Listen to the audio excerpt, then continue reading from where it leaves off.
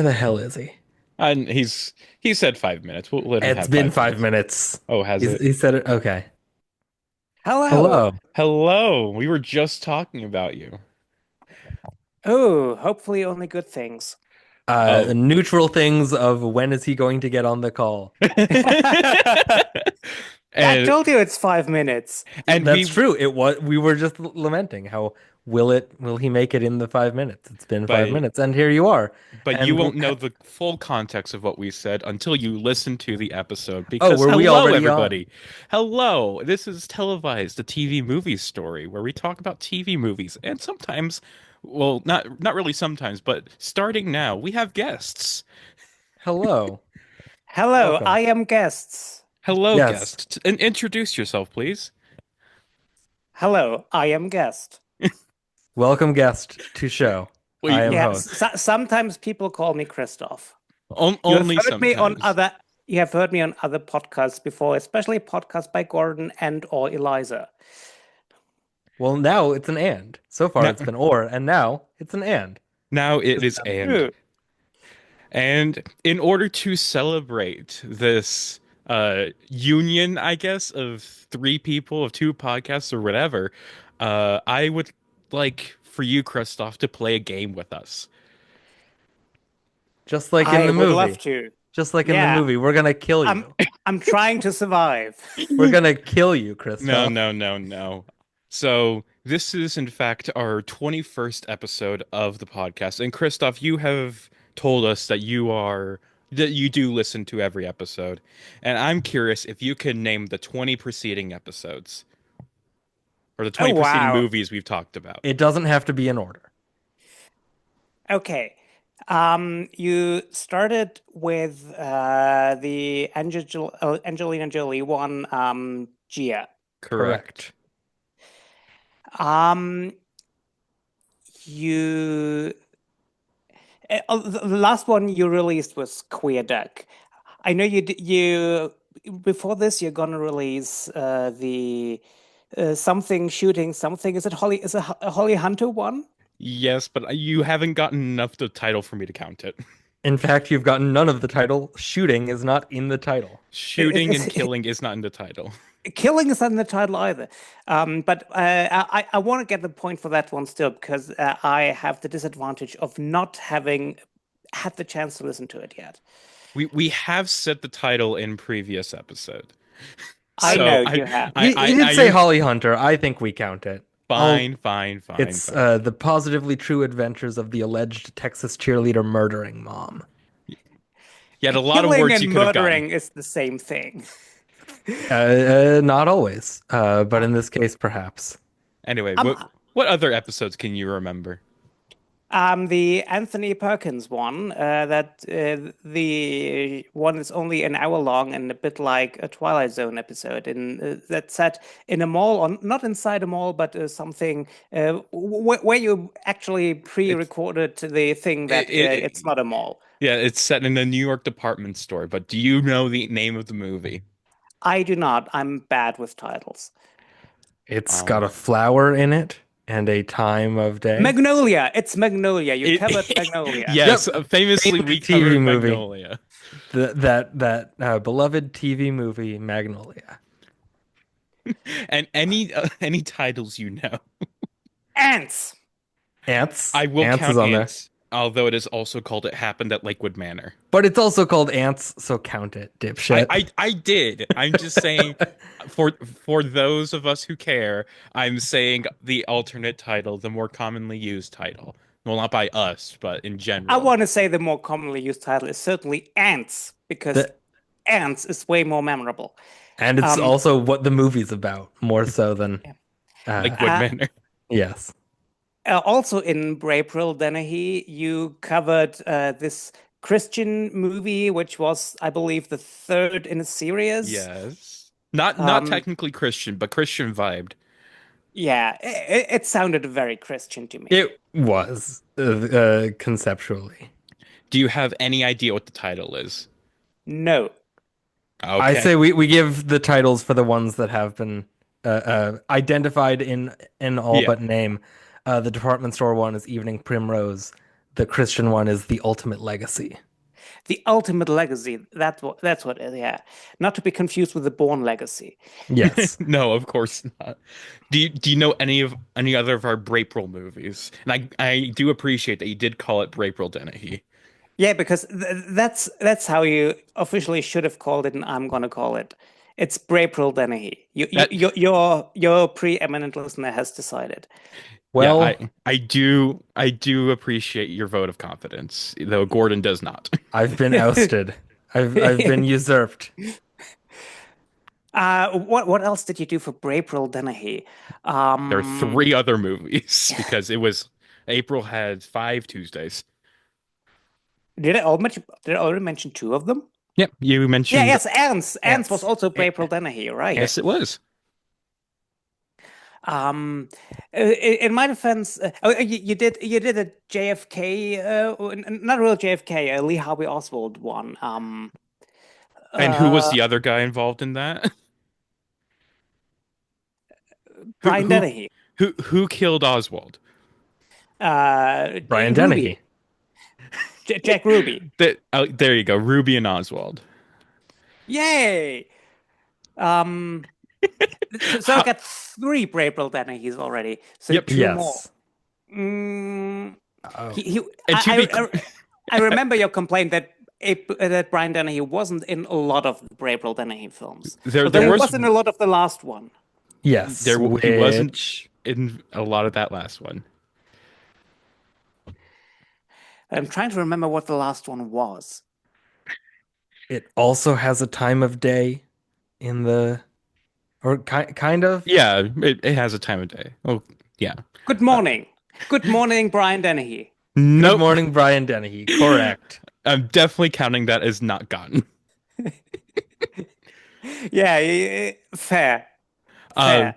and to be clear, we haven't even touched any movies from March or February.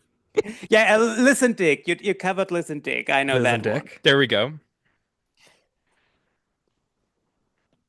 I'm also trying to remember some of the ones we've done. Like I know I don't have all 20 off the top of my head here. I Just I've like written down all immediately. of them here, though I think I probably could have named them all off the top of my head. I could have. It would have taken me a second on like two or three of Yeah, them, I bet. but Probably in unlike order me, to. you have actually watched them. I've listened to them while I was on my way to work or on my way back from work.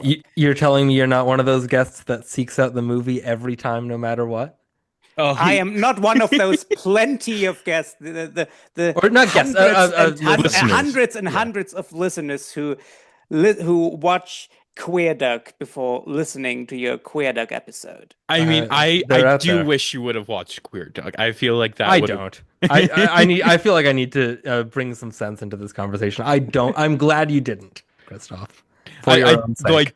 I do clearly remember us talking about this very subject during the Ultimate Legacy episode, and you and Christoph DMing me on Blue Sky just saying, to be clear, I do not watch any of these movies before listening.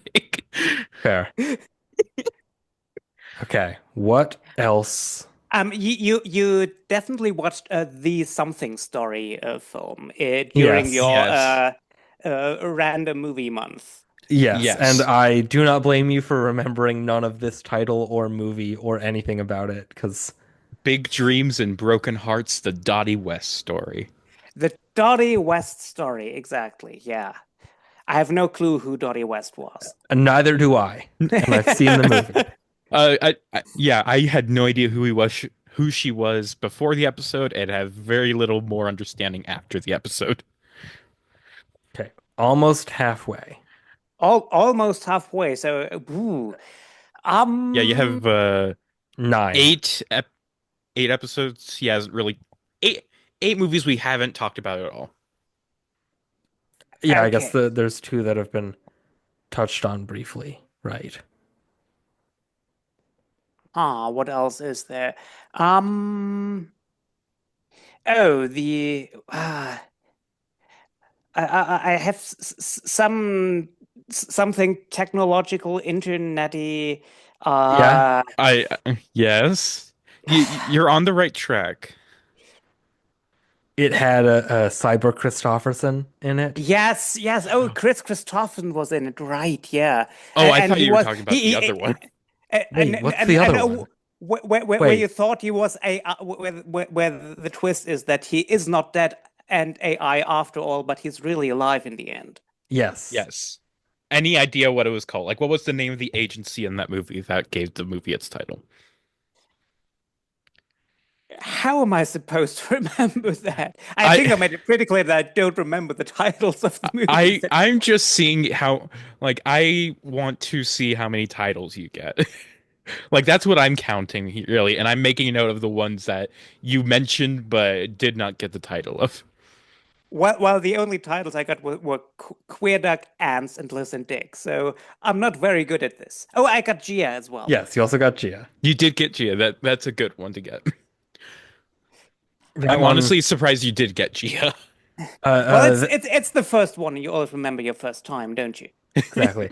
The Cyber Christofferson one is Net Force. Yep. Tom Net Clancy's Net Force. Force. Capital N, Okay. capital F. Okay, that's 10. Feel free to tap out whenever Um, you want, but I'm still trying. The Brapril Dennehy. Well, you finished Ah. Grape Roll, yeah. no, we haven't gotten a title on the last one. Well, When, I thought we acknowledged when the a second. stranger calls back, you had Oh, when When a a Stranger stranger Calls Yes, calls Back, back. yes. good. And what was the other Charles Durning one we did? If you remember that. I do not. That because that one's an easy title to get if you remember the plot of the movie. It's another horror. It also has a time of day, I'm Oh, realizing. you also had the Jay Leno one. Yes. Late Shift. The Late Yes. Shift. Good job. Yes. At least, if anything, I think you guys believe me now that I'm actually listening to your episodes. I Yeah. believe you. I do believe you. Okay. Uh, What else do we But yeah, have we're here? missing three from January. Haven't talked about three from February, and got some stragglers that we mentioned but um, haven't really delved into later on. oh, January early episodes. Oh, Stephen King. Yeah. Yes. Langoliers. The There we go. Langoliers. Langoliers. You've hit your stride now. You're getting a lot of these. Yeah, I'm trying. It's all coming back to you now. Yeah. How many have I haven't even touched on? Uh, There's five that we have not even mentioned at all. Plus Wow. two more that are I mean, in the ether. the random month is gonna be difficult. So February is hard because you pick them very much at random. Yes. Though, interestingly enough, I think like two of those movies from that random month were ones that like one of them is one that Gordon has really high on his list. One of them's one I have really high on my list. Let's see what hints can we start giving out on some of these. January, one of them is a remake of a movie that I covered on the Lone Acting Pod. Uh, The Man in in the Glass Booth. Not that one. Unfortunately, no. But it was a remake of a pretty forgettable noir. Has a That tarot has a card in the title. What is it in a puddle? A tarot card. A tarot card. The Wheel. Nope. Okay, let's move on to another one. This, I think the other January one is probably an easier title to get. Like it's the Drew Barrymore Keanu Reeves musical. If you remember that one at all, Uh, uh, it has been remade over and over again. it's a holiday theme thing. Babes in Toyland? Babes Yes, in Toyland. you got it. Good. And then in February we have the one about the robot, the one about gay people, and the one about the guy who thought he You could, remembers his hometown but doesn't. I No, no clue. Sorry. No clue. All right, let's call it there. Yes, okay. So The remake one was The Hanged Man, remake of Ride the Pink That Horse. title sounds familiar. Vaguely. And I've More familiar than Ride the Pink Horse, actually. yeah. Um February, there was Prototype, there was Riot, and there was Welcome Home Johnny Bristol. Nothing? Yes, And some of yeah, these titles sound familiar. yeah, vaguely. Very vaguely. And then in March, did he get March all of March? March he only missed Dark Knight of the Scarecrow. Right. Yes. And in April Yes. Dennehy, you only missed In Broad Daylight. Okay. Yeah. I think I feel very happy with that. Yeah, As you should. You don't. We're not giving you $1 million, but we're we're also not gonna not. kill you either. We're not murdering you either. So it's But a yeah, draw.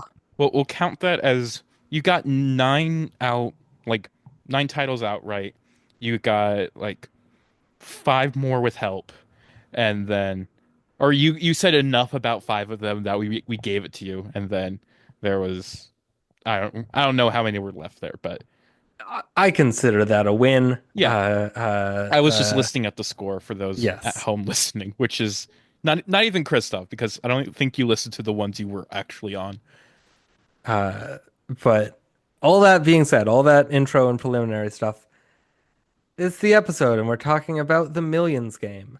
The Uh, Is it the million or the millions? Because I know the YouTube upload says millions, but I think the letterbox page says just million. I will default to Christoph here as the person who speaks Yeah, German. Well, a it's German title is Das Millionenspiel. Millionenspiel.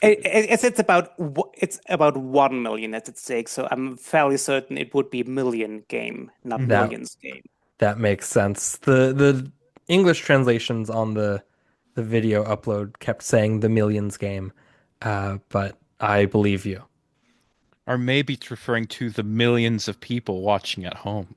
That's true.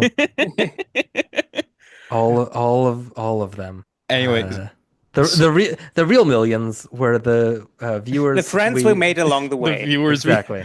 we made along the way. But I think I'll get into why. I'll start off by saying why I picked this for this month, but then I'll throw it to Christoph afterwards because really, Christoph is the one who introduced me to this movie back in like 2020, I think. And just recommending it as this random German TV movie he remembered fondly and thought I would like. And then I watched it and I was like, oh my God, this is fucking great. This is just an awesome fucking movie. It's what I really love about this movie is how it is one of the earliest versions of like the death game genre. Like there's so many movies that and stories and things like that that do the same thing as this, but this predates most, if not all, of those other death game genre movies, and it does it all just so well. So, Christoph, how about you? What why why did you first watch this movie, and what do you like most about it?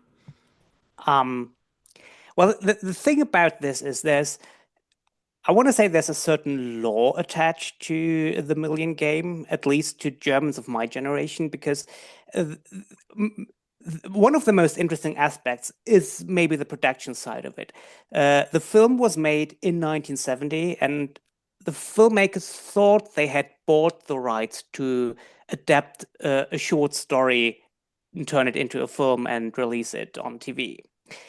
However, the people they bought the rights from didn't actually own them to sell. So after this show was aired twice on German television, both times in October of 1970, they were slapped with a cease and desist order by the people who actually owned the rights, and they fought it in court and they lost.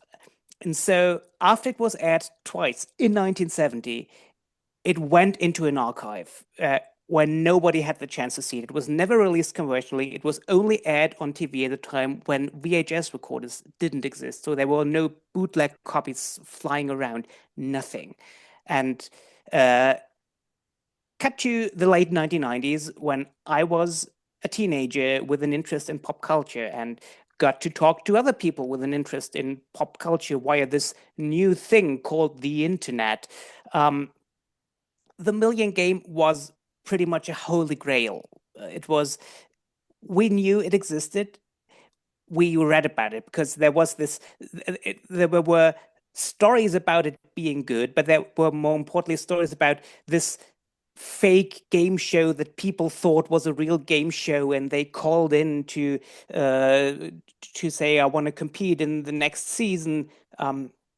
It was mythical. It was a mythical film, and we thought we would never get to see it because it's somewhere in an archive. And the thing is, I mean, we're talking about the late 90s here. Nobody who was born in the 80s had seen it. Nobody who was born in the 70s had seen it. Nobody who was born in the 60s had seen it because they would have been at the oldest 10 years old when it was aired. So the people who had actually watched it were born in the early 50s at the latest, and even then they hadn't seen it in 3 decades. They had very faint memories of it. They had no idea how it would hold up. And then suddenly in 2002, the TV station that originally made it simply, they realized that there is an interest in this thing. Maybe we can buy the rights from the people who actually own it. And it turns out, I mean, the ownership had changed and they could buy it for very little money and they re-aired it. And it was so exciting to finally watch this mythical film. I had heard so much about that, but that really nobody had seen. And I was even more excited when it actually turned out to be great. And it's really, it's very much ahead of its time. I tried to think if there's any precedent of it. The only thing that I could really think of were the films of Peter Watkins, which are fake documentaries which go in a different direction. But this film, especially this fake TV show, in this comment on commercialization of TV, it does things that it has ideas that Network had 6 years later and predates that. As a fake TV show, I was thinking of things like Ghostwatch, which was more than 2 decades later. And it was, I mean, this didn't only hold up, it surpassed what I thought it would be. And it's also very much one of a kind. It has very little precedent, if none at all. And because it was locked away in an archive, it didn't really influence other things as well. So it's a very unique thing. So, I really struggle to find anything that's very much like it. This half fake TV show, half behind the scenes thing. It's just a unique snapshot of something that I don't think has really a match, and it's just such a fascinating watch. Yeah, it really kind of exists in a vacuum in that way where the the the sort of ideas behind it have been done to other degrees later. We obviously Running Man being like a big notable example, but like because it was locked away, it didn't influence these things, and so it has these ideas that haven't been parroted back and haven't been expanded upon to the point that now we go back to this and it feels tame in comparison because people have had it as a basis to go off of. Like it has things there are elements to this that feel still kind of fresh and unique because it sort of had the luck of being squirreled away for all those years, and it holds up pretty well. Like it zigged in a lot of places where I thought it was going to zag. It went in some interesting directions that I wasn't expecting, and I'm really excited to be talking about it because this was it's a really interesting movie that I am excited to get into. Why So don't as you far get into it? Like get yeah, into the cast list to say all those German uh, names. I was so as to not embarrass myself in present company. Christof, would you like to do the honors of reading off the uh, uh, cast and I crew was here? so looking forward to listening to you do it. I was not looking forward to myself doing it. Do you want to hear me try? Go No, no. ahead. If you want me to, I will. But also, if you want the names to be pronounced correctly, you could do it. Okay, Oh, oh, I'm just gonna say who it is. go We're ahead. talking about The Million Game, a TV movie written by Wolfgang Menge and directed by Tom Tölle. It's adapted from a short story by Robert Shackley. It stars Jörg Plewa as Bernhard Lotz, Dieter Thomas Heck as Thilo Uhlenhorst, Dieter Hallervorden as Köhler, in other roles, Josef Fröhlich and Theo Fink as the other assassins. We got Friedrich Schütter, Peter Schulz-Mohr, Annemarie Schradig, Elisabeth Wiedemann is in there in a short performance we're certainly gonna have to talk about. It was first aired on German television on October the 18th in 1970 on ARD, first German television. ARD is actually an acronym. I'm not gonna even bother explain it. It was aired on German TV at a time when there weren't a lot of TV channels. Maybe to explain, at that time, most Germans only had 3 TV channels: ARD, the first television; ZDF, which literally stands for Second German Television, and a third program. The third program varied from the region or the state where in Germany you live. And if you lived near a border, you could actually get 2 third programs. I actually found a website that said what was airing on other stations, because I kind of had a feeling that Gordon did not have the resources to find that out. Yeah, Please correct me if I'm wrong. my Google search of German TV listings October 18th, 1970 yielded no results of note in the first 2, and I didn't do any digging beyond that. So thank you for finding that. Go right ahead. On ZDF, there was something aired called Die Schatzgräbergeschichte, which seems to be an adventure TV movie set in 1800s France, apparently, Fun. um, with not really any names that personally familiar to me. As for the third programs, as I was told, there were a different number of third programs. On Hessen 3, there was An Evening with Julie Andrews and Harry Belafonte. Lovely. Wonderful. West 3 had a Beethoven concert. Most interesting, Nord 3. Nord 3 had An Evening with Eartha Kitt, but airing before that was Mardi, Huh. not the Ernest Borgnine movie, Oh. not the TV film that the Ernest Borgnine movie was based on. No, instead, the by now forgotten and short-lived British sketch comedy show starring Marty Feldman. And Ah. the interesting thing about this is it was obviously dubbed into German, as everything there was, and German dubbing works in a way that especially famous actors are always dubbed by the same voice actor into German. And the voice actor who dubbed Marty Feldman most of the time is none other than Dieter Hallervorden, who plays Köhler in The Million Game. Well, there you So go. Hey. people living in northern Germany had 3 programs, and 2 of them they had contributions by Dieter Hallervorden, and Dieter Hallervorden wasn't even famous yet at that point in time. Is he Fascinating. eventually famous?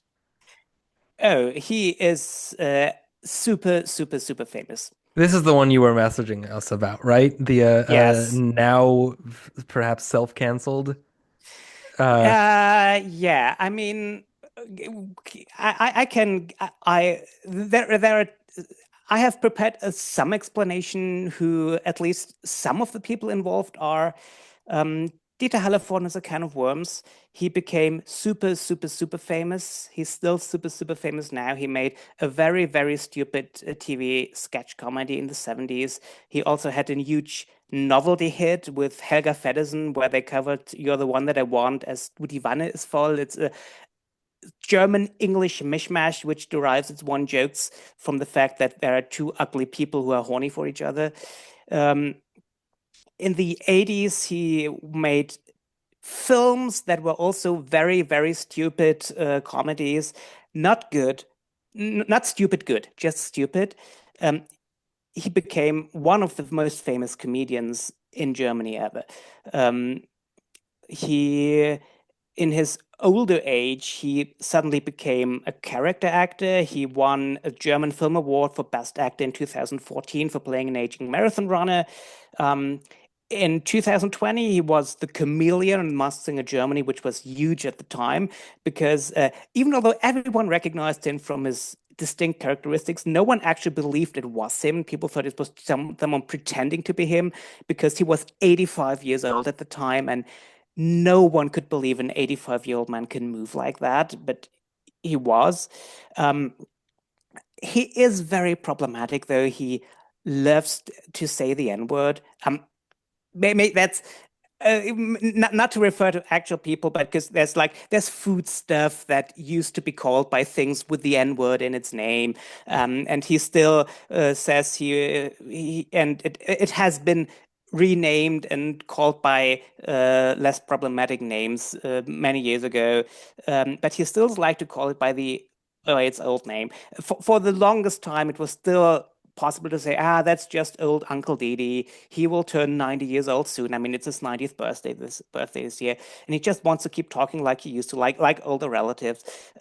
But actually, only a few months ago, it's pretty much impossible to close your eyes to that and pretend he's just your nice uncle with some antiquated views on language, because he recently spoke at a far right rally with apparently no regard to who the people who are cheering him on to. So it's very sad that in the final act of his life, this man who may not have been particularly I mean, his brand of humor was very stupid, but he achieved great success for a long time. It was easy to have a place for him in your heart, and it's not easy anymore. He crossed over to the dark side, and it's sad he did this in what is, well, he's turning 90 this year in very much the final act of his life. Sounds like a real John Cleese. Uh, I would even say worse than John Cleese. Yeah. Oh, ooh. Yikes. Yeah. Anyway, the Million Game. We should at some point probably start to talk about the movie for real, I Yeah, think. We like should. how long has it been? Has it been 40 minutes already? It's been like 30. Okay. But still, that is a long time for us to not even get into the movie. Well, I guess this kind We've of referenced it generally speaking. yeah, we But did to the like little intro, I guess, but yeah. Well, So and I gave context, which yes. yes. I feel that's my reason for being here, giving you context. We love context. Yeah, like the Like Wikipedia page for this, for example, doesn't even mention, at least that I saw, that it was locked away for all those years. Like it that it does was say it on Wikipedia. That's where I read about it. oh, maybe I just missed it. Never mind. Uh anyway. But yeah, Yeah, no. so let's just get into the basic plot here. Let's do a rundown of the Million game itself, and I'll just take the reins on it since I'm already talking. So basic premise of the game: there is one guy who is running away from three people trying to kill him. He has to do this for a week, maybe 8 days. They say like he's already done like 7 full days at that point. I think this is the end of the seventh The day. end of the seventh day. Okay. And so he just has to survive one whole week with from people trying to kill him, and he gets $1 million or a million marks, which I looked up is like 2.5 million American dollars or 2.3 million euros in today's currency. So big chunk of change, though that is already obvious from, million marks. Anyway, if he dies or gives up, then I believe the assassins get like a bonus too. They get like 200,000 marks or something around that. Um, and so yeah, it's And then just a, also some money goes to a charity, I thought I saw. oh yeah, if he gives Yeah. up, yeah, and If then if they or if they kill him, the assassins get 120,000 mark, which in 120. today's money is about I believe $300,000. And if he gives up, the money goes to charity. There Right. we go. Right. Or if Okay, he like dies of natural causes yeah, Yes. elsewhere or kills himself or something. yeah. So that's a way of giving up. In a That was sense. a bad joke. I'm sorry. No, I mean you're not wrong in this context. Uh, Um, but anyway, and there's also ways like the people watching are allowed to help, in this case, Bernard, survive. Like we see multiple instances of people like picking him up and driving him away from the the assassins. Or at one point, I really love when somebody has like smoke bombs that they unleash for him to escape into that. yeah. And it's just like there's all these different ways that, and that's one of the things I really do like about this movie is how clear they make the audience watching it, like how much support they give him, because like it, and that's that in general, just like getting the whole audience perspective, where it's like some people think the whole program is like disgusting and immoral. Some people think it's just so exciting. Some people think it says like a lot about society. But no matter what you think about it, you're still there watching, and you want to know what happens. And that is one of the key things. I think a lot of these death game movies like do something like that, but I think it's rare for it to be done as well as the Million Game does it here. Yeah, a lot of those other like Running Man or Hunger Games or whatever are very nihilistic and very just like over the top with the like sort of societal downfall that has led to these people relishing in murder for sport. And this like is, it's set in a contemporary like, alternate timeline. They mentioned the like decree of 1973 or whatever that made this legal. So this is like certainly not, contemporary Germany, except we also have this game. There's other stuff going on, but like the society has not fallen so much to the point that this is just like mindless entertainment slop. These are, real people watching this with real concern, but also a fascinating, like this is not a nihilistic Hmm. movie in a way that I was expecting it to be based on the premise. Like the host of the show, in as much as he is still, complicit and sort of subtly like backhandedly evil for contributing to all this, is a lot more of a hopeful and helpful source than I was expecting this type of role to be. Like you go into something like this expecting him to be like all veneers, all fake, just like for TV, just an image that like has no soul because he's like dedicated himself to this evil like presentation of murder for entertainment. But like he seems to like genuinely care about the guy and want to help him.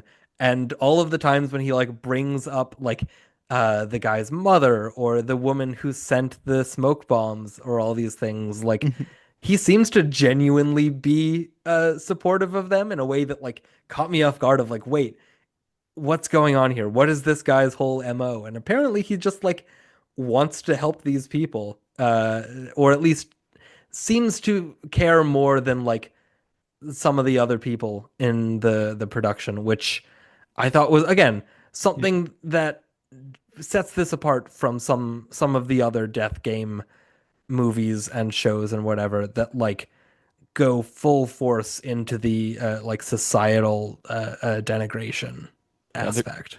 there's even one point where they show one of the fake commercials that they have throughout the movie, which are great, by the way. But after one of them, the host like straight up says like the network's not going to like me for saying this, but I don't think we should have aired that commercial at this time. Yeah.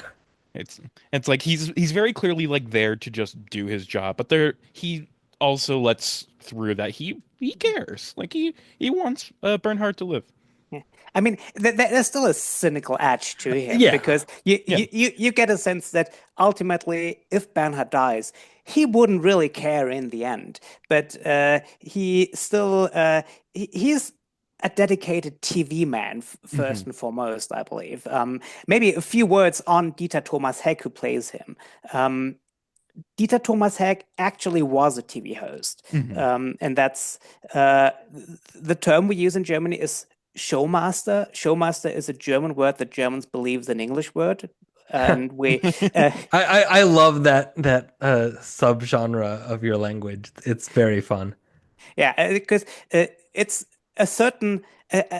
a showmaster in Germany is someone who hosts big TV shows, someone who can interact with other people, who can interview people, who usually sings or who can break into song at any point, and even if it doesn't sing very well, it's usually men who do it. There are very, very few instances of women being a showmaster because also this is something that's very much associated with 70s, 80s, 90s television when women weren't really there in the front lines.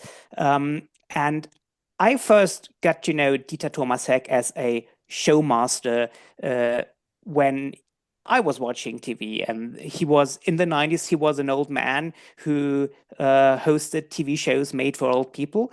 But in the 60s and 70s, he was the hip young guy. He had a reputation as a fast talker, as someone who is unflappable, and his trademark that he kept until the end was that the shows he hosted did not have written end credits, but instead he would rattle off the names of everyone involved. And he took very much of his own hosting persona into Thilo Uhlenhorst to the point that I sometimes read reviews where the host was simply referred to as Dieter Thomas Heck, and it looked like people didn't even catch the fact that he is playing a character because who is sometimes addressed to as Thilo or Mr. Uhlenhorst, and I think he uses his persona very well, and all the things that you Gordon said are. Im- him caring and him giving, I would say, a front of caring is very much what he draws for himself, because I still feel that there's a cynical edge where ultimately I mean, he mentions almost casually that I believe this is the 15th iteration of the show. From the previous 14, 8 contestants have died. He mentioned at some point, let's see if he survives or whether he goes the way of the other 8 who have died in the past. He knows that this is uh, a show that cares very little about life, but he's making himself a part of it. Hmm. Yeah. I'm not saying that like this is a completely uncynical movie to any degree. It certainly Yeah. gets there, but I was expecting that type of figure to be more cruel than he is as presented. And so the version of it that we got, it was refreshing that like, oh, this guy at the very least is pretending he cares. This guy at the very least is like has kind words and is not like riling up the audience of, hey, do you want to see someone get murdered? Like he's not at least actively presenting as we're here to watch blood and gore and murder and like where he has the the tenor of the show is a sympathetic one, even if it's in reality a very cruel, cynical one. It's not to the point of Running Man or whatever. Of like we're out for blood, we want to see blood, we want to see murder, like that. Yeah, it's not like he's Gig Young and they shoot horses or anything. He's Yes, very it's very more workmanlike, where it's just like this is just his job. It's what he has to do. exactly.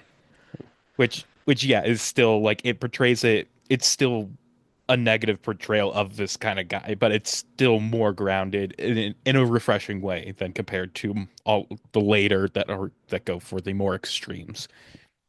Or even like the it seems like maybe the network head. I couldn't quite tell who Yeah, he was. The guy that like signed him to the contract and is in the control room who keeps complaining about how like yeah, this might get him killed if you do it this way, but at least he'll be in the shot. At least we'll like get it on camera. Cameramen on camera team 3, get in that hallway. I don't care if it puts you in the line of fire. Otherwise, we don't get him on camera in this pivotal like sequence. So yeah.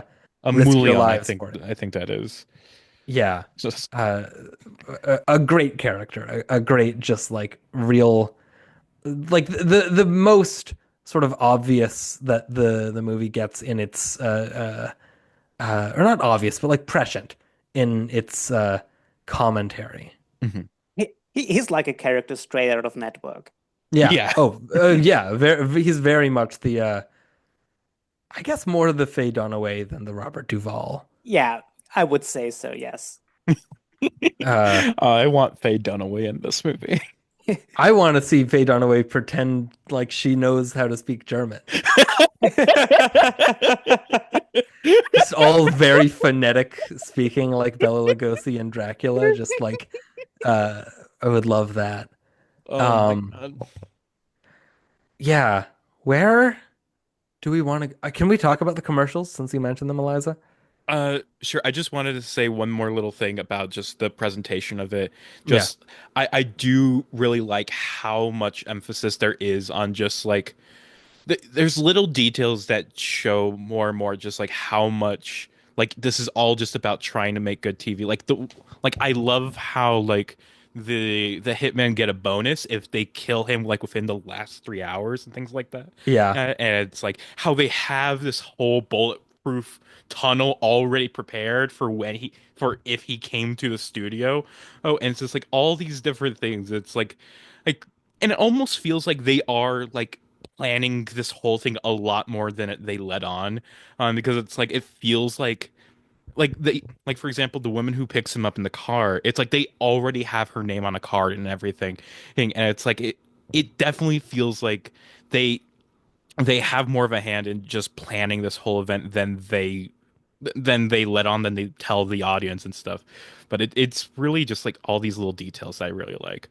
Yeah, it, I'm it seems to be implied that most of the helpers are plants. Like other than the woman in the audience who sends the gas bombs, the smoke Mhm. bombs, and the truckers who end up encircling the hunters at the very end. It seems like maybe all of the helpers are studio plants. Good Samaritans. Yeah, the Good Samaritans are all like network plants for the sake of making the show interesting.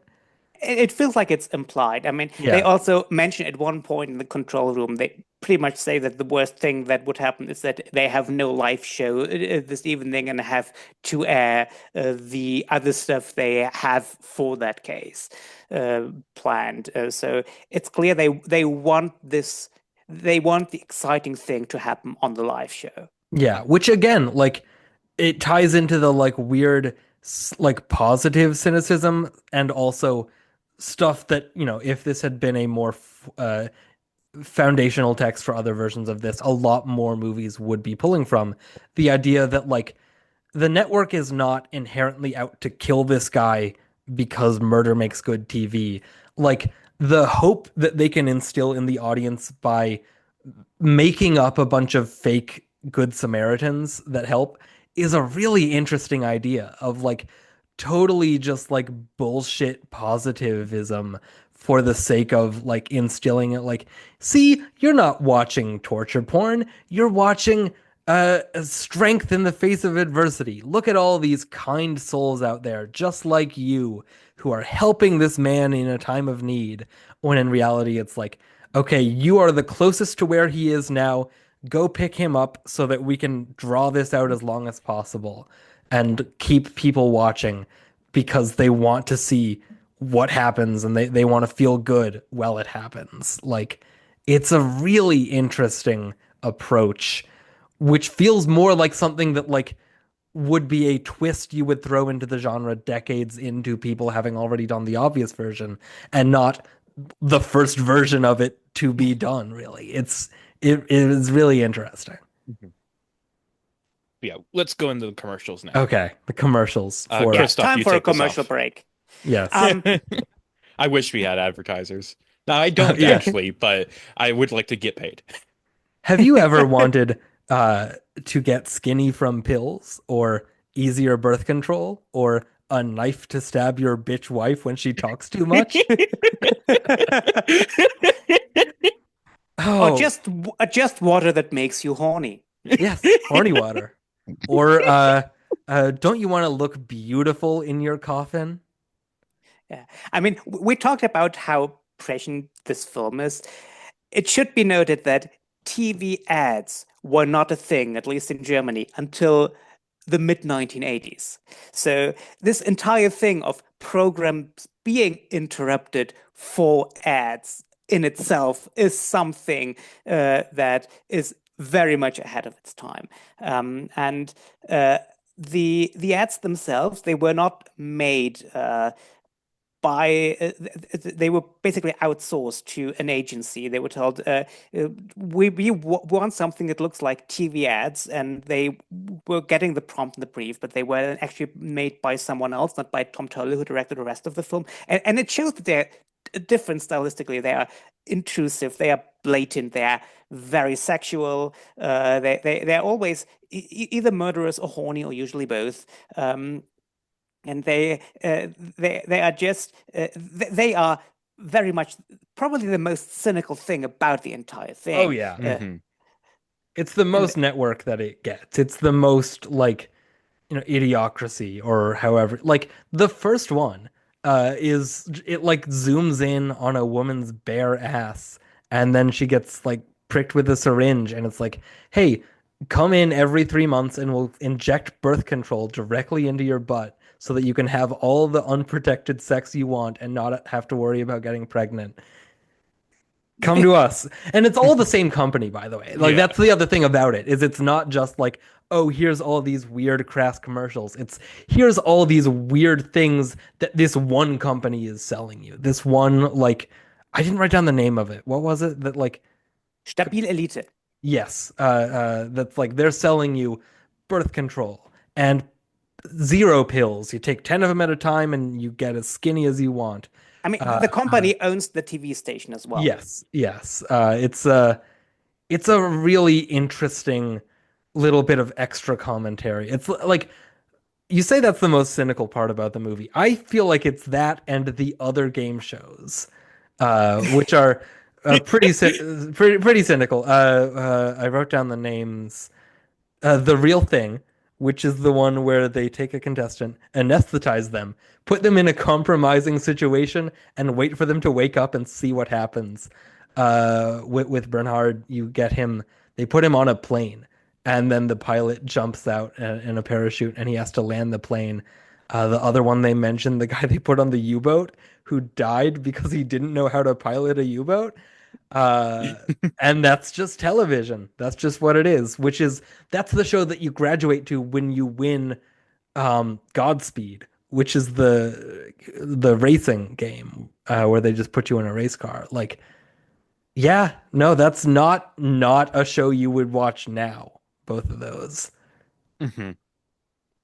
Yeah, God, they did so, and again, it's just so crazy how accurately they were able to do like all these like spot on parodies without having like any of these things. Like this is very clearly like a Big Brother type show without even having any. There wasn't reality TV back then. This is just a kind of parody like on like combining sports footage with like these like big host shows and stuff of and just mishmashing something together that's like this could be real, but then it's like it all happens exactly as this thing predicted and it just and now it just feels like yeah, this was of course how this was all going to progress and stuff, but they didn't know that back then. It's It just w it's it crazy. it would be like if Network came out in 1976 and then in 1982 American TV was like, "Hey, we should do the nightly news. We should do news."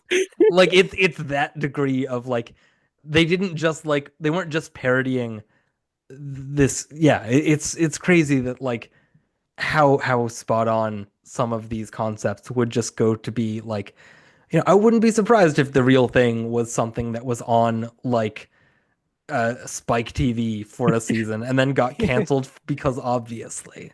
Yeah, and I've been watching. Cancelled for health and safety gone mad. Yes, and also issues on set. But yeah, it's Yeah. like I've been watching a lot of Big Brother recently, and specifically the first US season where it is like a lot more just like like the European version of it, and it's just it was scary to me at points how similar like watching this and watching that felt. like because it has the same kind of setup where it's just like it would show a clip of the house guest and then it would go to like in an interview with some random person like talking about like what they think the person's thinking about, and then it's like it'd show another clip and then it'd go back to an interview with another person like the family member of like the house guest, and it's just like it it has the exact same pacing, and I don't like how similar it is. Yeah. Anyway, let's talk about the performances. Yeah. They're good. Um, sorry, I'm very tired here. It's okay. Uh, I'm gonna start. I was going to start with Dieter Hallervorden, but I feel bad now because we talked about how he was awful, but he was my favorite part of the movie. Like I thought he had the best performance by far. Uh, he's a great little just like uh sort of just uncaring villain popping up throughout. Is very menacing, mhm. very threatening, and there's a reason he's the face on the poster. There's a reason he's Oh yeah. the menacing sort of figurehead of this movie, even though he doesn't really have a ton of like dialogue for most of it. I think the reason he's the face on the poster was that this particular poster was probably made at a time from the re-release when he was by far the most famous person in Germany. True. Yeah. Um, I mean, although Dieter Thomas Heck is a household name as well, so maybe it would have made more sense to put Heck on the poster because actually Heck is probably my favorite part of the film because, like, he mixed his own persona with the hosting duties for this particular show is something I really enjoyed a lot, and uh, but as I said, Hallervorden is great as well, and it's especially if you know him only as a stupid comedian who does silly things. Seeing him so menacing is something quite different. Mhm. Is Jörg Bleva anybody? No, Okay, he's just he's curious.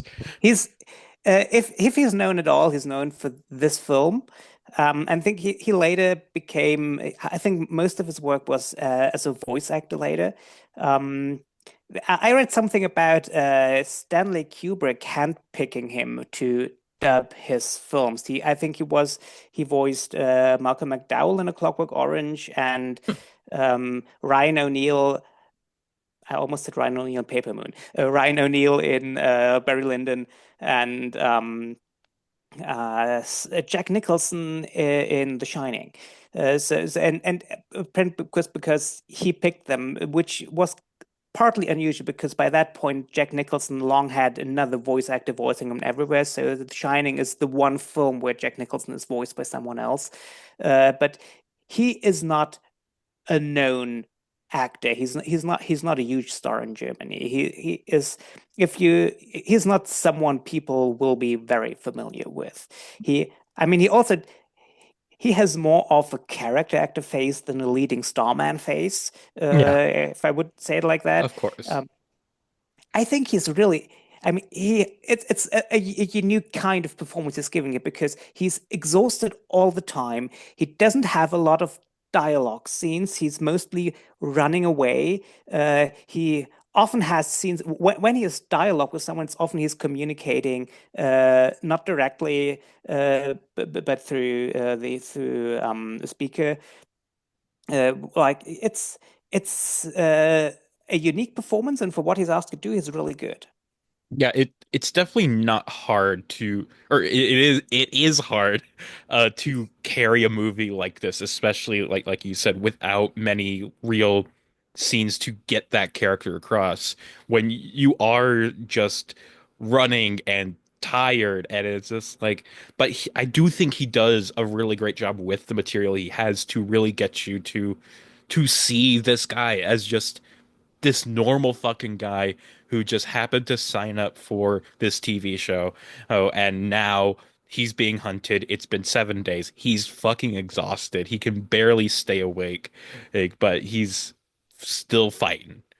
I It's mean, the movie opens with him like sleeping on the floor next to the bed in this hotel, and then like immediately jumping up when room service shows up at the door, and like you get everything in just that very quick, basically silent opening scene of him. Like you get all of that weariness and that just like dread that he has and the anxiety of it all. Like if you know the premise of the movie but nothing else going into it, that scene alone, from the way he carries himself, like dials you into we are starting in the middle of it. This is not the beginning. This is, sometime later into the game, because he carries himself and really embraces the physicality of this just like on edge and very, very tired, just like husk. And he does a really good job with those the physicality of his running and his hiding and his anguish through it all. And then by the end, when he's like sick and dying and shot at the end and just like in shock, uh, when he's crawling through the death spiral and he starts crawling the wrong way and just like very slowly has to turn around, all this Mhm. just like it's great stuff. It is really really impressive physicality to this just like regular guy. At Mhm. one point during the show, they introduced the next guy who's gonna do it, and as I was watching it, I think I can. There's no way I can imagine the next guy even making it to day 7. Oh no, but of Mhm. course not. Even though he can do judo and swimming, Although when he's told to show a judo move, all he does is just it sort of shaking his lurches butt. forward. Yeah, not a It very doesn't even judo hit the move. guy. Doesn't even hit Yeah. the guy. It's great. Um, Like he dies day one, absolutely. Like he not even like get killed. He just kind of falls over and breaks his neck or whatever. he gets the Timothy Dalton in Hot Fuzz, just like he trips on a fence and it goes through his jaw. Um, something one of us said just then reminded me of something. It was something I said just now. When he's sick at the end and they bring in the doctors. To go back to a point Eliza brought up earlier about how staged everything feels. Like the moment that hit for me the most of that, and a lot of that is on Pleva's performance, is in that scene. They're like sort of directing him. They're like sort of half carrying him over this way, and it wasn't quite clear at first why they were bringing him further down towards like the hospital entrance, and then we cut back to that later, and they've told him, "Here's your mark when we say go start running," and they've set him up to be further back out so that then he can run back towards them in the direction where he already was to get it on camera. And it's just stuff like that, just the micromanaging of these fake real moments. Again, feels very prescient about a genre of television that did not exist, like the little fake moments that are presented as real. I thought that moment really stood out to me as a eerie, very eerie. Mhm. Yeah, God, it's this movie is just so good. And it's like there's so much to talk about, but also it's like it's hard to remember all the little things that's just like I want to talk about. I I love the have way it looks like a 1970s German TV show, like huge stairs that the presenter is coming down from, a mostly bored audience watching variety show performance in between that are often very silly. I mean, yeah. the I love the dances. I love all of them.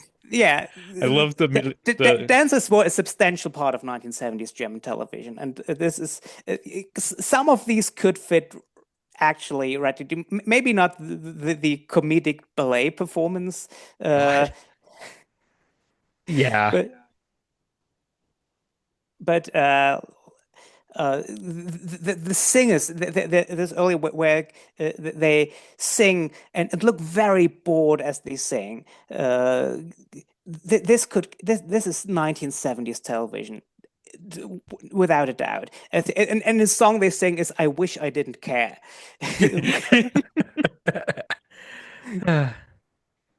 Oh, I just got reminded of that one show you've told me about before, Christoph, where it's like this long running like variety show type thing. They always have like this random celebrity guest on. Like I remember seeing a clip of like Tom Hanks or whatever, Yeah. where and it's just like this random ass German show where they have no idea what's really going on, but it's just like all these this random shit put together.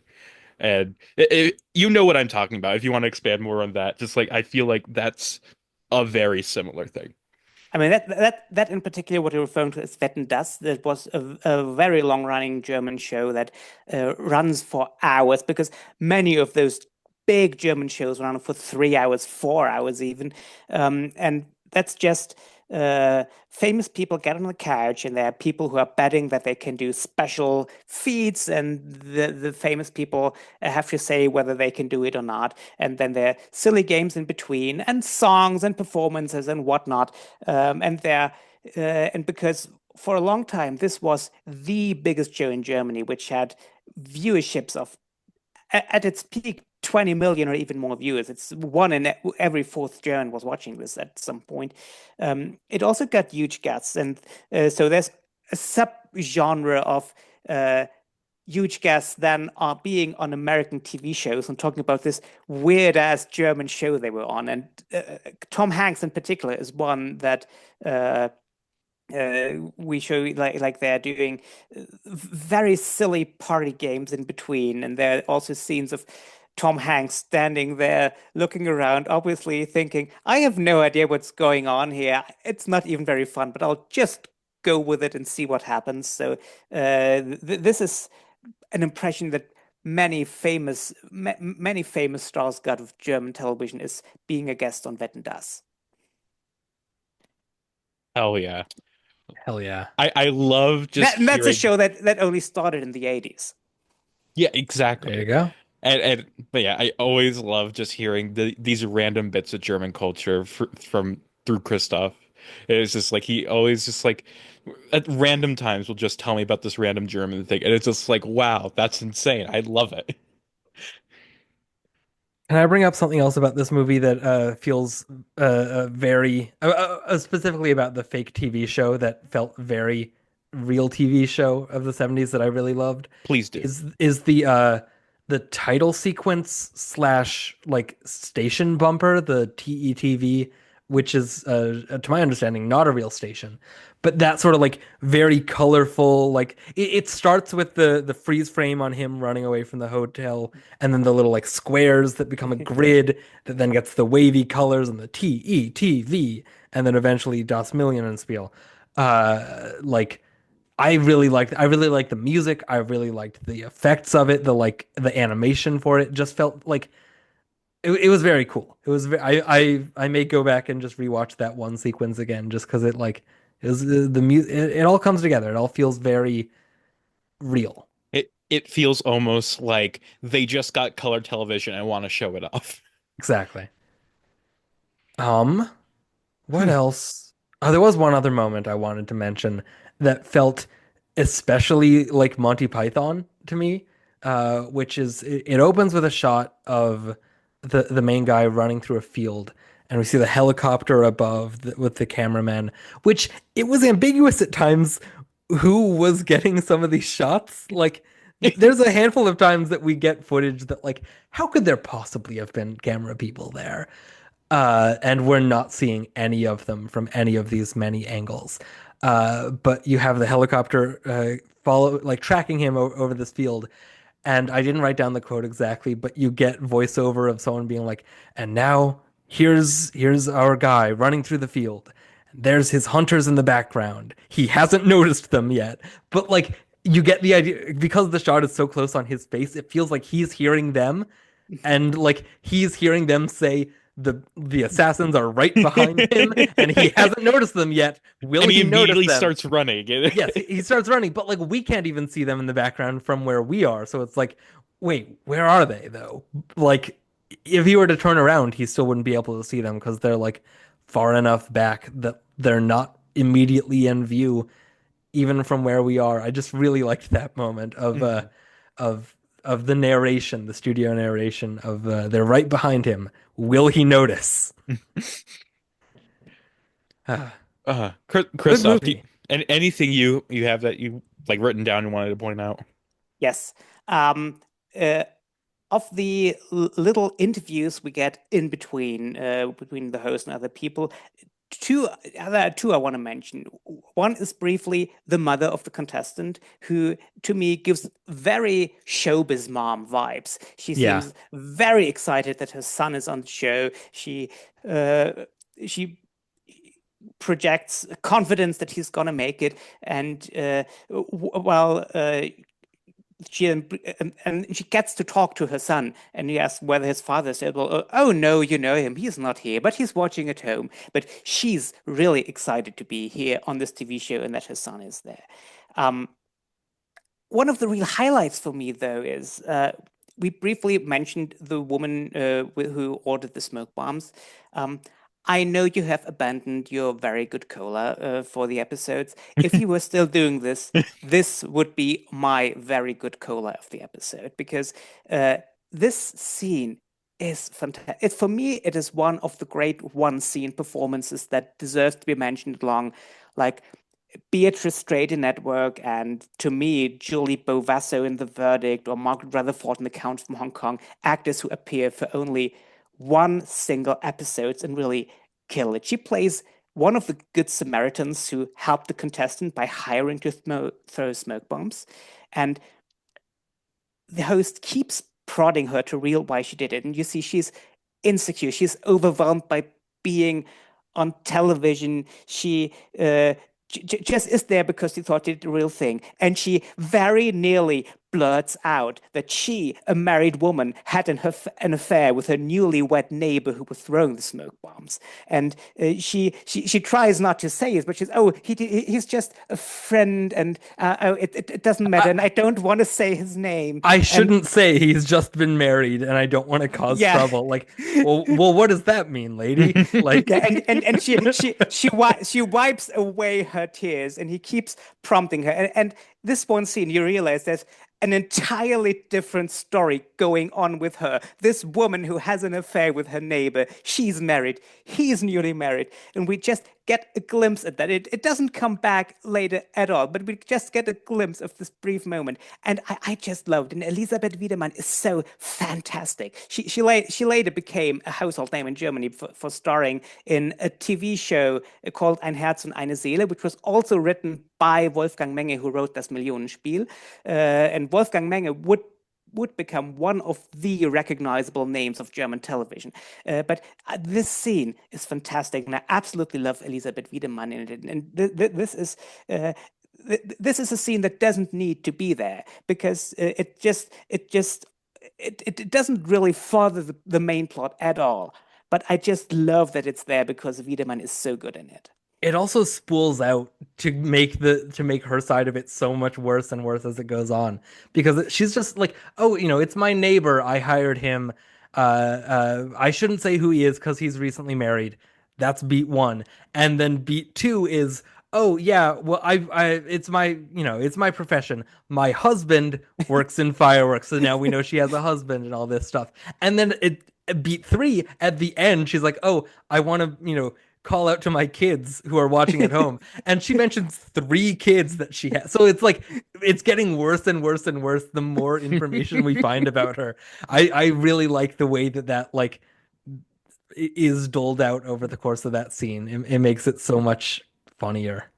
And Dieter Thomas Heck is so good as well, because he keeps prodding her. He's stopping at one point, but he keeps prodding her. But my favorite Dieter Thomas Heck moment in this scene is when Elisabeth Wiedemann says, "My husband is a pyrotechnician," and he immediately says, "So he deals with fireworks," because it's this. You see, this is a well-trained TV host. He knows there are people watching in the audience who don't know what a pyrotechnician is, so I have to mention, I have to explain it to them, and he just seamlessly lets it flow in, and then lets her keep talking.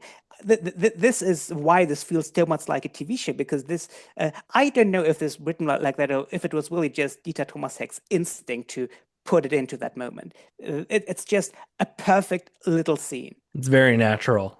It also like it builds some tension when you don't really know where things are going, because he keeps asking who's this guy that helped, and she keeps not giving a name. And so, me watching this for the first time, I'm like, is there like, are you not supposed to help? Are they like gonna go after this guy? Is she like protecting him for other reasons? Is this like, you know, for the show, we're, praising all these good Samaritans, but in reality, we're punishing these people who are like hindering our TV show. And ultimately, it doesn't go that route, but like it does add a bit of intrigue of like, why does he care so much and why is she so adamant about not saying it? Like, is there some seediness going on here?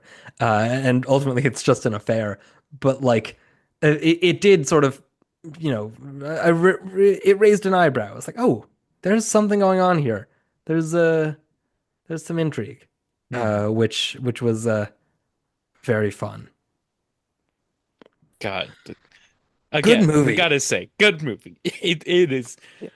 There's always a point, especially when it's a movie that we really like, where we just end up saying a random thing and then follow it up with good movie, and then say another random thing. We say good movie, and it just kind of repeats until we run out of things we wrote down. Yeah, I have run out of things I've written down. Uh, that's where I'm at the very least. How about Huh? you folks? Anything? I'm looking through my notes trying to decipher whether we've talked about this or not. Maybe one or more thing. One more thing, just to hammer home how much ahead of time this is, because what this also basically is an example of non-linear storytelling. This Yeah. film begins right in the middle of the action on the last day. Then we skip to the live TV broadcast where we learn that this is what happened earlier that day.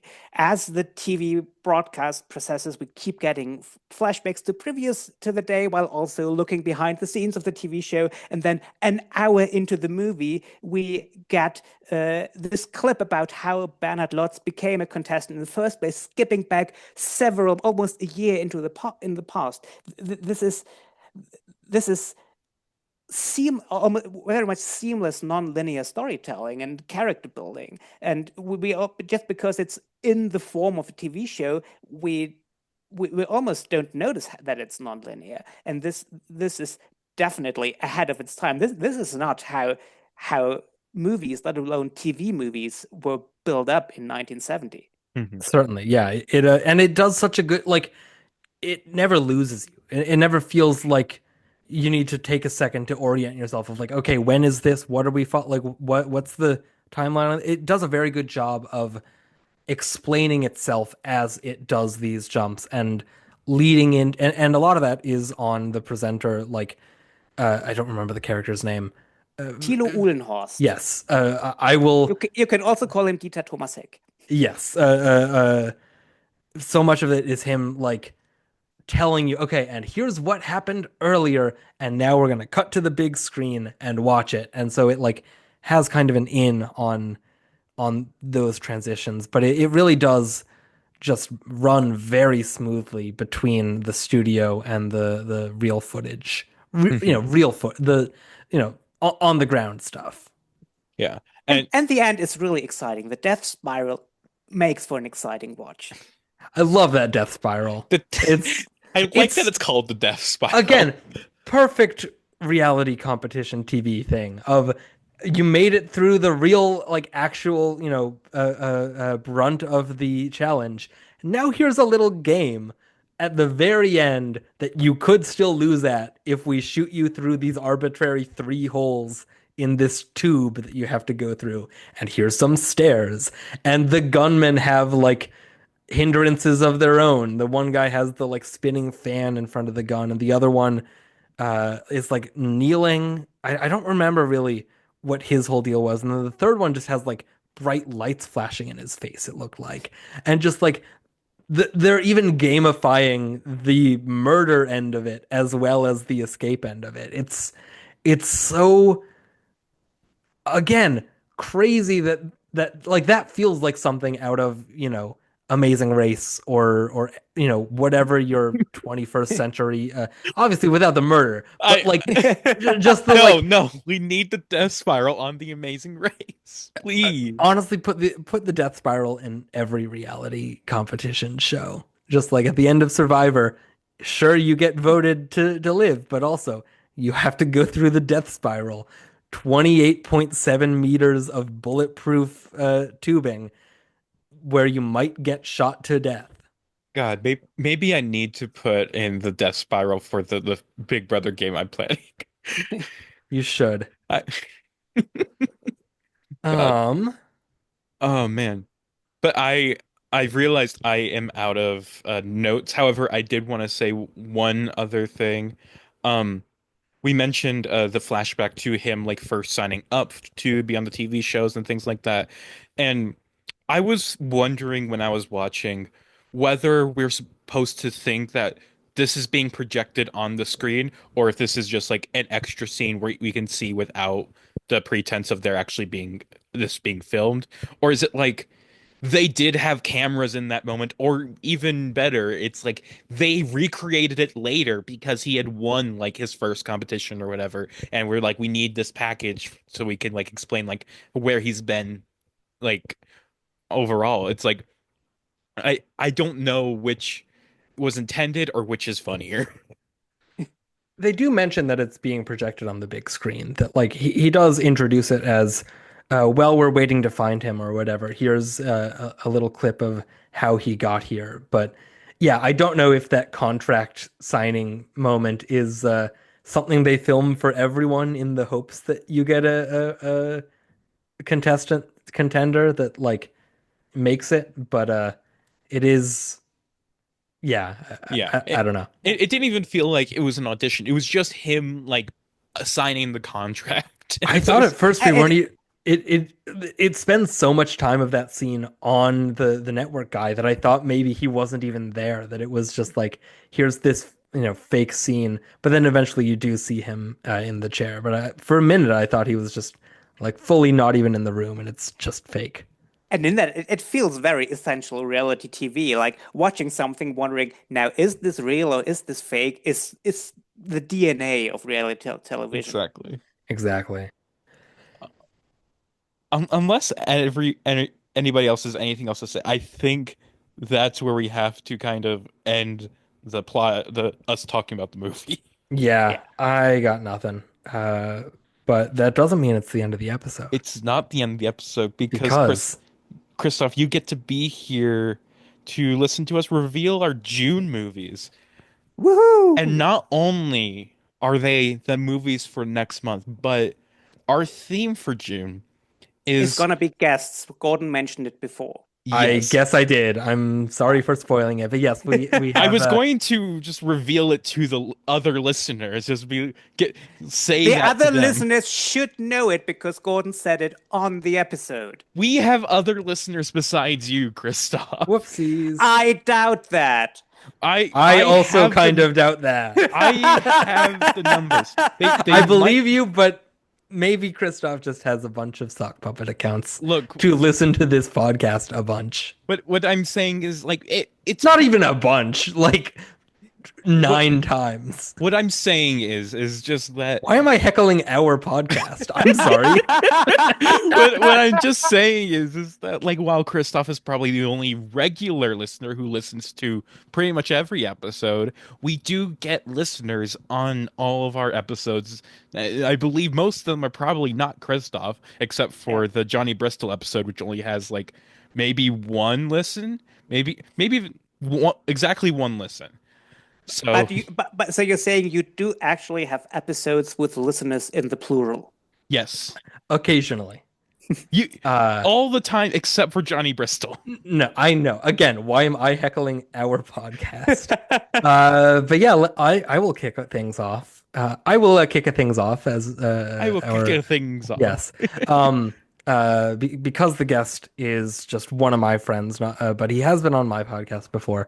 My friend Carl, who has been on the Lone Acting Nominees episode on A Cry in the Dark, will be joining us for Doctor Who the movie, Ooh. the Paul McGann Eighth Doctor TV movie, American production. Eric Roberts is the villain. Mhm. Seems like an interesting time. So Doctor Who the movie is our first guest episode for the And that's month of on June. June 3rd. Yes. So that'll Our be next week from this episode.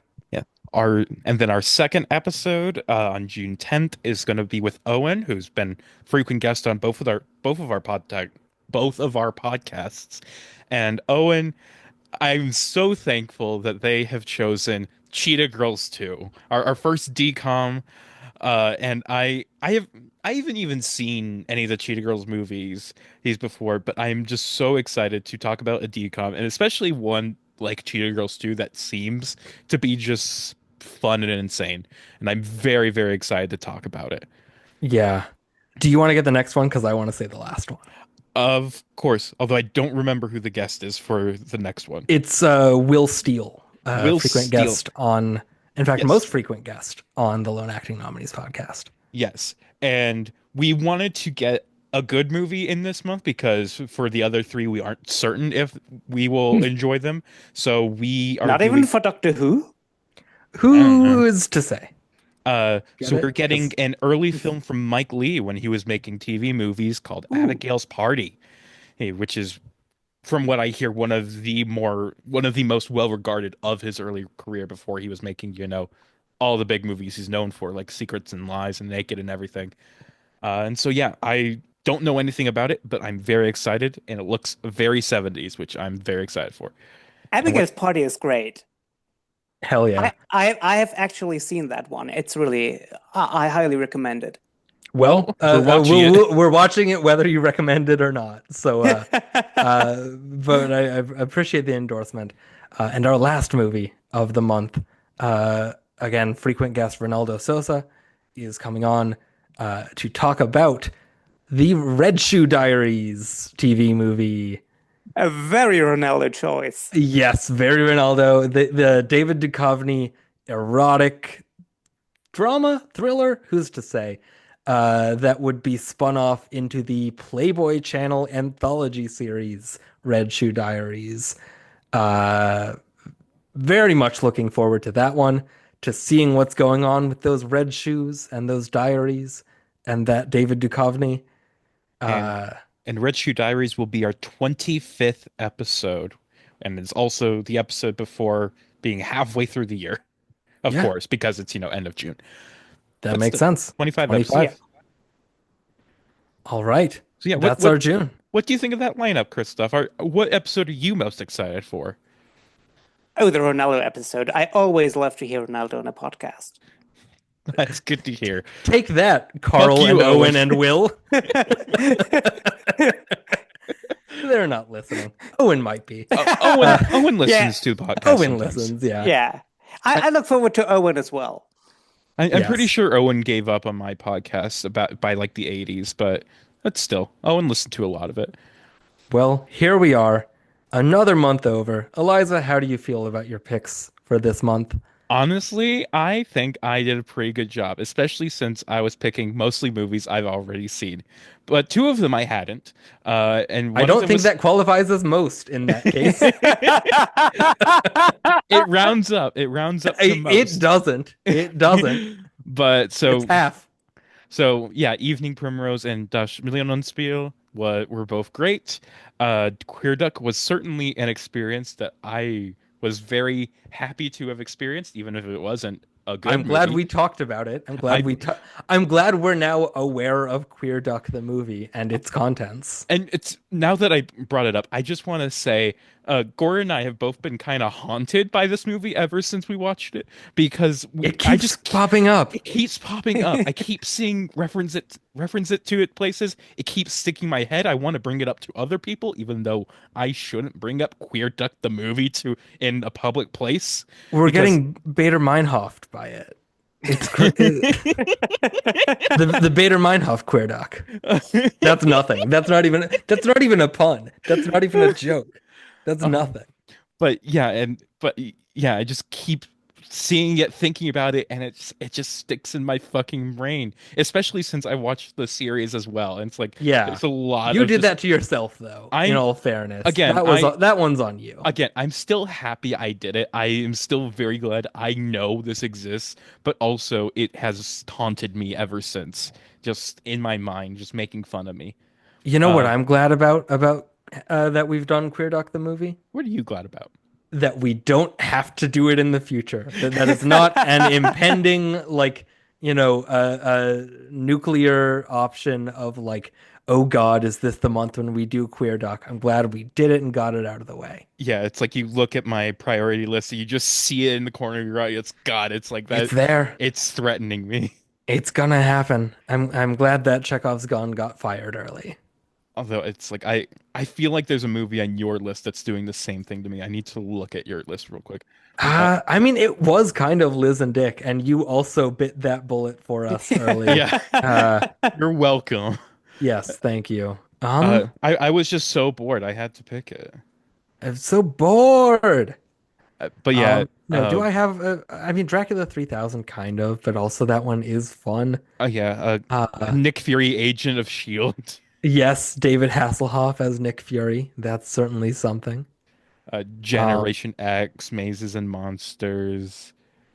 Uh, I've got God, some good movies on this list, or at least maybe not good. I haven't seen most of them, but interesting ones. And yet we did fucking Big Dreams and Broken Hearts, the Dottie West story. Oh well. oh man. Well, And then that's we also need to mention positively true adventures of the alleged Texas cheerleader murdering mom, which is good. I it's good. It's a good movie. I was a little disappointed it wasn't great, amazing, or at least extremely campy, but I still liked it. As did I. Uh, and Christoph, you have not heard us talk about it yet, so that's your first impression of our thoughts on the movie. It's pretty good. It's Happy to pretty hear good. that. For Oh, more thoughts on all of these movies, listen to the first 20 episodes of the podcast that you're listening to now. That seems like a closing point for this episode, unless either of you have anything else here. I was just looking at my priority list, looking for any like movies with a threatening aura, and I just remembered Fall from Grace, the Tammy Faye Baker movie starring Bernadette Peters and Kevin Spacey. Yeah, Kevin Spacey, Jim Baker is really, really staring you dead in the forehead, isn't it? Yeah. Yeah, if he were here right now, he would be saying goodbye, everybody. Thanks for listening. Sure. Bye. Bye. Bye.